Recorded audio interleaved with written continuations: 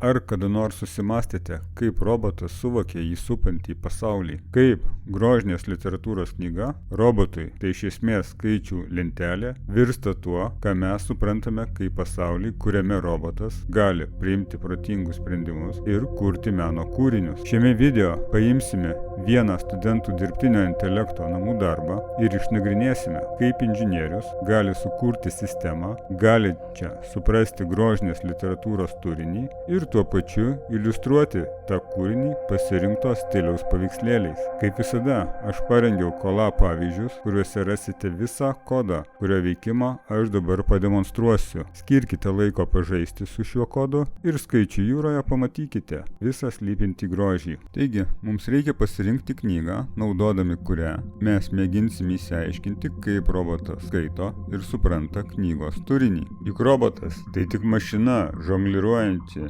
nuliais ir vienetais, mašina, kuria egzistuoja tik taip ir ne, false and true.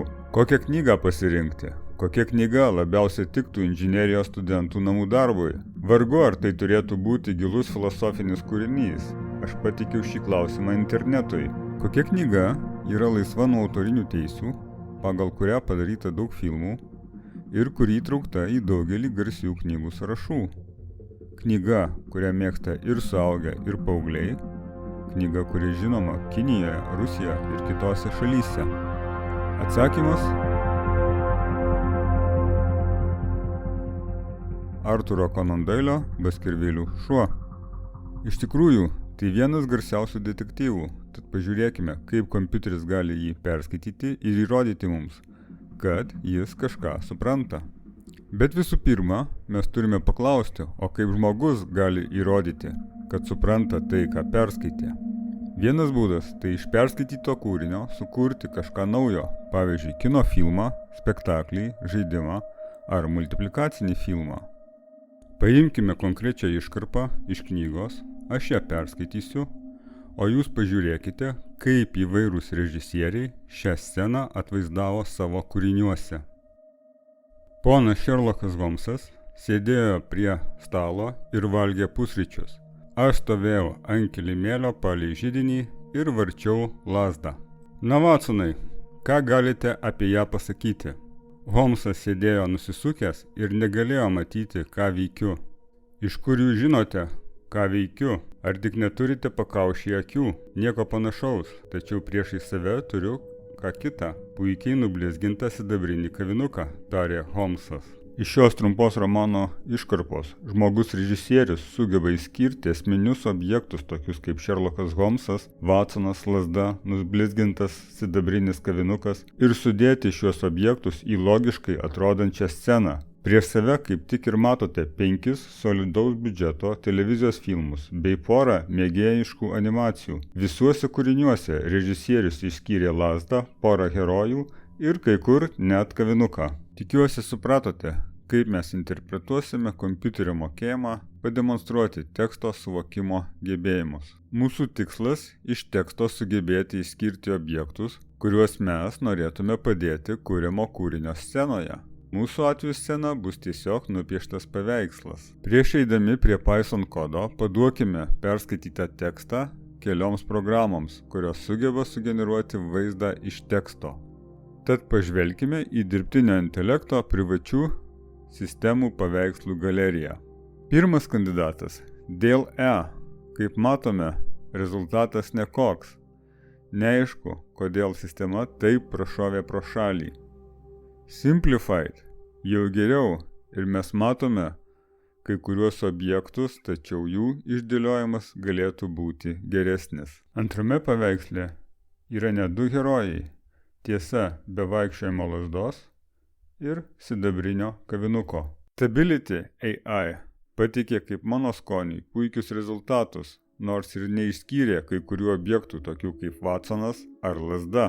Reikia pažymėti, kad šioje galerijoje Stability AI skirtingai nei kitos sistemos reikalauja užmokesčio. Iš kitos pusės Bing Chart nustebino sugeneruodamas pakankamai gerus vaizdus, juk ši sistema paremta dėl E pagrindu, o juk dėl E mūsų teste suklupo. Tad, kaip matome, kai kurios dirbtinio intelekto programos pakankamai tiksliai gali atvaizduoti teksto sceną. Bet visa tai sistemos, kurios uždaros ir dažnai reikalauja sumokėti, jei norime gauti sugeneruotą geresnės kokybės nuotrauką, arba integruoti vaizdo generavimą į kuriamas programas. Be to, tokios sistemos leidžia pateikti tik trumpus teksto fragmentus, iš kurių dažnai išskiria tik vieną objektą, bet nepateikia sugeneruotos scenos, kurioje būtų visi tekste paminėti objektai. Šiandien mūsų tikslas – sukurti sistemą, kuri iliustruotų bet kokią knygą, naudojant Python programavimo kalbą.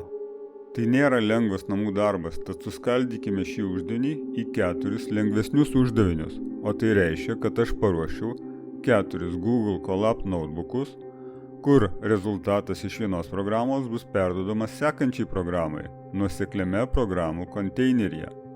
Mūsų 4 uždaviniai bus sekantys. Pirmas uždavinys – tai pakrauti knygą į kompiuterio atmintį ir sukurti žodžių lentelę su Spacy biblioteka, pridedant visą informaciją, kurią pateikia Spacy biblioteka ir pažymėti, kokiam skyriui ir paragrafui kiekvienas žodis priklauso. Tada kiekvieną žodį iš žodžių lentelės su NLTK biblioteka ir WordNet žodynu paversti programos objektu. Tai yra kintamuoju, kuris turėtų savo tipą. Iš tokios informacijos mes galėsime atrinkti žodžius, kurie pažymi realius objektus ir kuriuos galime pavaizduoti mūsų paveikslo scenoje. Toks sudėtingas tekstas kaip romanas pasižymi tuo, kad skirtingose romano dalyse tas pats objektas pateikiamas naudojant skirtingus žodžius ir frazes. Kompiuterinėje lingvistikoje tai yra taip vadinamas koreferencijos uždavinys ir šiam uždaviniui mes sukursime atskirą Colab notebooką, kuriame rasite pavyzdį, kaip integruoti Java technologijų sistemą Stanford Co. NLP į Google Colab aplinką. Paskutinis, 4, pats lengviausias ir įdomiausias uždavinys. Tai sugeneruoti knygos iliustracijas iš atskirų žodžių ir frazių, naudojant atviro kodo paveikslų generavimo biblioteką Stable Diffusion. Visų šių uždavinių sprendimų nuorodas rasite po šiuo video. Šį video užbaigsiu paaiškindamas kiekvieno notebooko pagrindinės idėjas.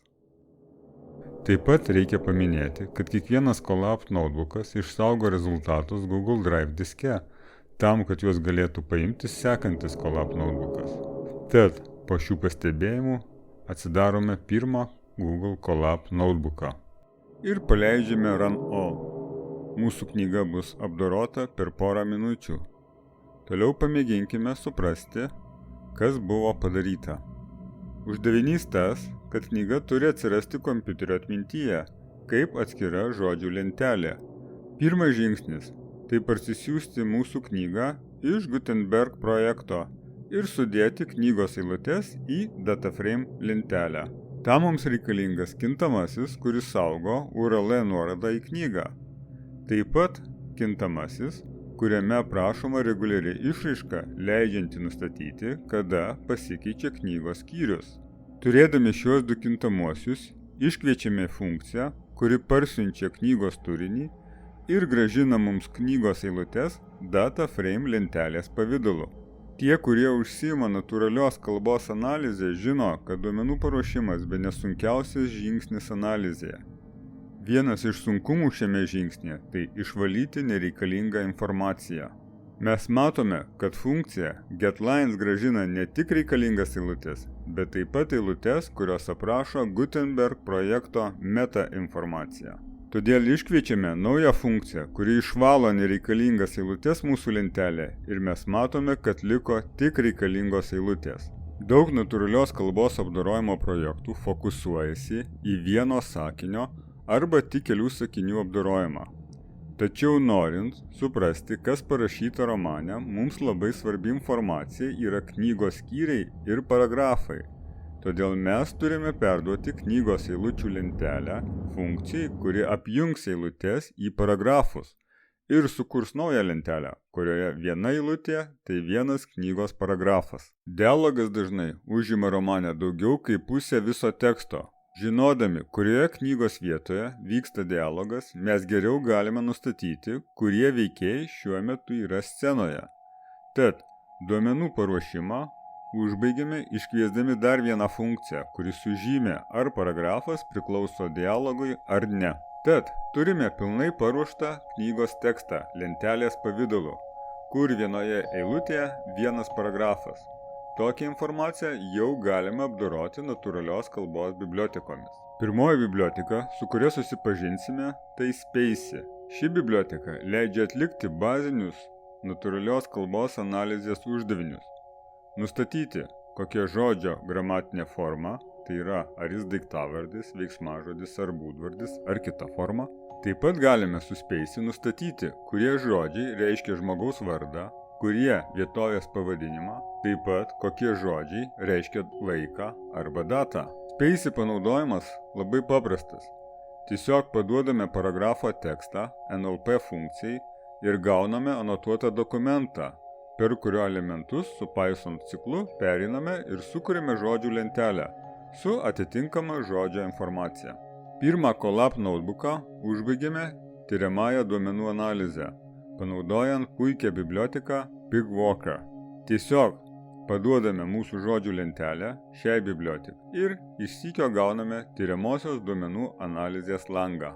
Šiame lange, pavyzdžiui, nutempiame chapter stulpelį ant X ašies, o row count stulpelį ant Y ašies ir gauname iš karto atsakymą grafo pavidalu, kiek žodžių kiekviename paragrafe yra. Užtempiame isSpeech stulpelį ant color lauko ir grafike pavaizduojama, kiek dialogo žodžių yra kiekviename skyriuje.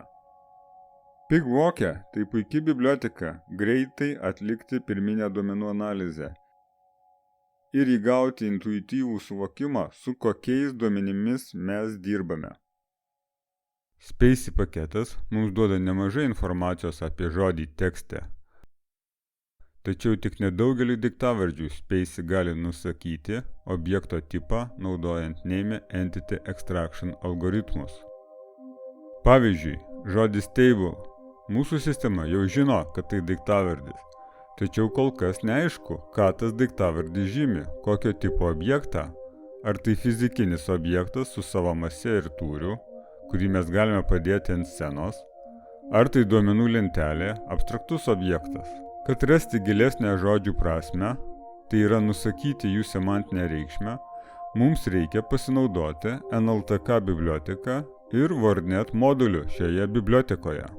Pavyzdį, kaip tai padaryti, aš pateikiu antrame Colab notebook'e, kurio nuorodą taip pat rasite po šiuo video. Imkime pavyzdį. Mr. Sherlock Holmes was seated at the breakfast table.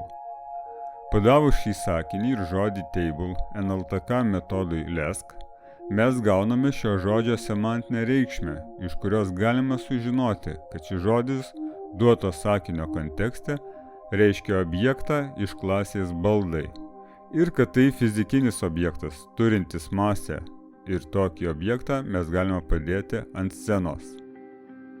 Trečiame Colab dokumente rasite kodo pavyzdį, kaip papildyti mūsų romano žodžių lentelę, naudojant kitą žinomą natūralios kalbos biblioteką Stanford Co-NLP. Ši biblioteka mums reikalinga tam, kad galėtume nustatyti, kurie žodžiai rodo į tą patį objektą. Tai yra išspręsti taip vadinamą koreferencijos uždavinį. Pavyzdžiui, sakinys. I stood upon the heathrock and picked up the stick which our visitor has left behind. Well, Watson, what do you make of it? Šiuose sakiniuose koreferencijos modulis nustato, kad žodis I referuoja į knygos herojų Watson, kad žodis it referuoja į objektą stick, žodis visitor referuoja į knygos herojų James Mortimer, o žodis our referuoja į du mūsų herojus Sherlockas Holmsas ir daktaras Watsonas. Daugiau informacijos apie koreferencijos uždavinį bei algoritmą rasite trečiame Google Colab notebook'e. Paskutinis mūsų namų darbo etapas tai pačios knygos iliustravimas. Jis pateiktas 4 Collab dokumente. Iš visos informacijos, kurią mes surinkome iš skirtingų NLP bibliotekų, mums reikia suformuoti sceną aprašančias frazes ir tada tas frazes paduoti Stable Diffusion modeliui, tam, kad sugeneruoti pačios scenos paveikslą. Pateiktame Collab dokumente aš pateikiau labai paprastą algoritmą, kurį tikiuosi jūs patobulinsite. Šis algoritmas ima daiktavardinės frazes, kurios pasirodo romano pasakojimo dalyje, tai yra algoritmas neima dialogo dalies. Tada iš paimtų daiktavardinių frazių atrenkamos tos, kurios yra arba knygos herojų nusakančios frazės, arba fizikinius daiktus nusakančios frazės. Taip atrinktos frazės sugrupuojamos po kelias. Būtent taip sugrupuotos frazės ir bus paduotos paveikslo generavimo bibliotekai Stable Diffusion. Tad pagaliau mes pasiekėm pačią Stable Diffusion biblioteką. Collab dokumente aš pateikiau 3 kodo fragmentus, kurie demonstruoja šios bibliotekos galimybės. Pirmame kodo fragmente mes testuojame įvairius piešimo stilius. Čia rasite Python sąrašą, kuriame sudėjau daugiau nei 50 piešimo stilių. Paėmus bet kokią frazę, pavyzdžiui, detektyvas žiūri nuo kalno viršūnės, liepsnojantis šuo bėga palei kalną. Prie šios frazės pridedamas stiliaus aprašymas ir suformuojama užklausa knygoje aprašomos scenos paveikslo generavimui. Pasirinkite stilių, kuris jums labiau patinka, ir tada paleiskite antrą kodo fragmentą, kuriame imama mūsų suformuotos frazės, prie jų pridedamas stiliaus aprašymas ir sugeneruojamas paveikslas. Paskutinėme kodo fragmente rasite pavyzdį, kuris apjungia visus sugeneruotus paveikslus į vieną video failą, kuris išsaugomas kompiuterio diske. Pateikiu jums šitą sugeneruotą failą ir tikiuosi, kad jums pavyks patobulinti romano analizę ir tuo pačiu sugeneruoti geresnės romano iliustracijas.